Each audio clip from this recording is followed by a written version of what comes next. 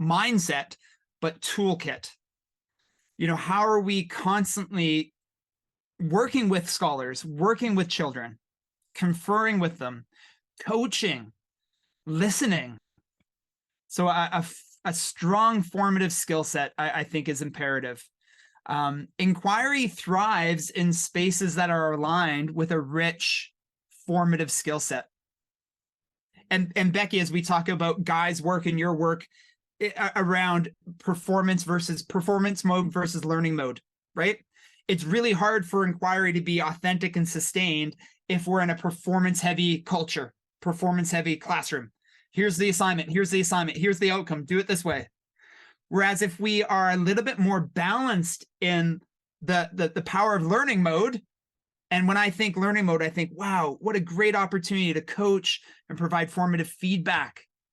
So if we're really finding a balance in those two spaces, inquiry is more likely to be authentic and sustained and successful for kids. So I think of a rich formative skill set. And then the second thing I think of is just a really practical tool, which is a learning wall. And I know many teachers adopt a questioning wall or a wonder wall. A learning wall is an evidencing wall where we post our evidence towards our inquiry. If we're all engaged in one question or one concept that we're inquiring into, this is where we throw up individual evidence and collective evidence. It's like our portfolio of learning towards our inquiry. I think sometimes teachers who engage in a learning wall, they don't assign enough, meaning they just let kids put up anything, but they're very intentional in asking what goes up there or giving some advice or suggestions or guidance of what goes on the learning wall. So a learning wall as a space to kind of have us reflect, make connections, and call our students to do the same at the learning wall. Imagine this. Imagine a learning wall for one inquiry. That maybe the inquiry spanned, I don't know, what would a typical unit of inquiry span? Maybe 6 weeks, maybe kids are engaged in inquiry for 6 weeks, and that's a learning wall. It's a bulletin board full of all this rich evidence. Imagine another inquiry and another learning wall on the other side of the same classroom. And then we do that for 6 weeks over there. Now imagine this. I pull a string across the ceiling from that learning wall to that learning wall, and I give my students a handful of paper clips or clothespins. And I say, I want you to make connections across these two learning walls, across these two inquiries. What are some connections that you can make? And then I guide them through that process of reflecting on this inquiry and that inquiry. And then maybe I use a thinking routine.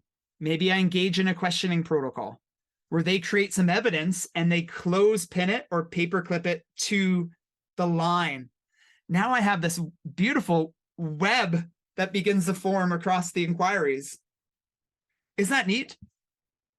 Isn't it? Now think of how transformational that would be for when parents come in for parent-teacher interviews. It's no longer parent-teacher interviews. It's a student-led connection conference where the children, the scholars, are going to walk their guardians through connections they've made. Well, this is what we learned about over here, and this is what we learned about over here, and these are some connections I made across the two. And I'm just walking through, nodding in my head, saying, isn't your child brilliant? Isn't agency a beautiful thing? So I love that question from Michael, I just want to lift up the two pieces again. A rich formative skill set, and then this idea of, well, what are we actually gathering as evidence? How can we make it transparent and equitable? And then how can it accelerate connecting and kids making meaning and connections? The learning wall is highly equitable. Imagine I have a scholar who missed 4 days of class for one reason or another, right? Kids miss class, don't they? They don't come to me saying, what did I miss? They go to a friend and say, show me the learning wall. And kids teach kids what we've been learning about in, sadly, their absence. So learning walls are so equitable. I used to see teachers cover up the learning wall on a summative day, like, oh, we have to hide the evidence now. It's test day. No way. Leave it open. Leave it. Why not? Provocative, I know. Some of you are like, ooh, some of my colleagues, that would be inequitable, but it's their evidence. Let's leave that portfolio up nice and rich and open so students can use it and make connections. Becky, this has been a great conversation. That was a great final question.